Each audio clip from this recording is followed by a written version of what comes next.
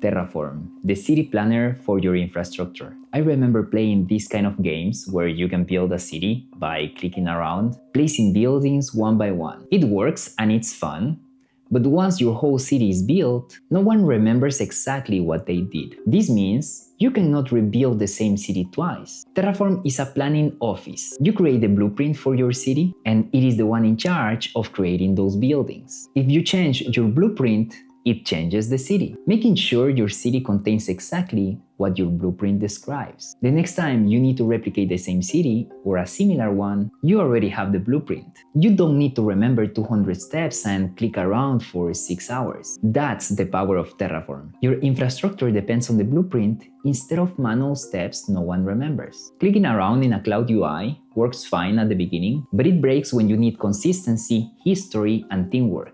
If someone deletes a machine or misclicks a network rule, now you need to guess what changed, who changed it, and why. This pain exists in AWS, GCP, Azure, VMware, Proxmox, basically anywhere you can click around to build infrastructure. Terraform fixes this by letting you describe your infrastructure in a blueprint and then build it for you. Our starting point when using Terraform is a .tf file. A common practice is calling it main.tf. This file is the blueprint where you will define your infrastructure using Terraform's declarative language. The first thing we should define in this file is something called providers. A provider tells Terraform which service it's going to be talking to, such as AWS, GCP, Azure, VMware, or Proxmox. Each provider has its own rules for how to authenticate and how to create, update, and delete resources on that platform. Once we have declared our provider, we can start defining our resources. A resource represents a real piece of infrastructure: a virtual machine, a database, a network, a firewall rule, a load balancer, and so on. Each resource block that we declare will transform directly into something that exists in real infrastructure. For example, we define 2 virtual machines and 1 database. So how do we actually apply this configuration? First, we need to execute Terraform init.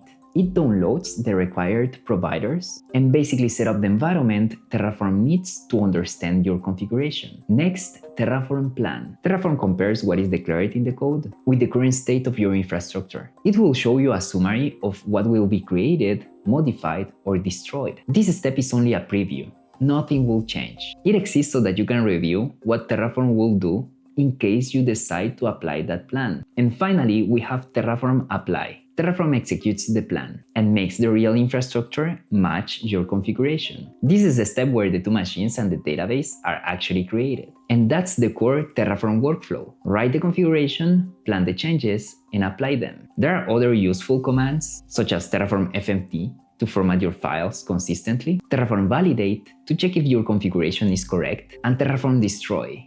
Let's not explain that one. If this video helped you to understand Terraform better, give me some feedback in the comments. I will appreciate it. Thanks for watching and see you in the next one.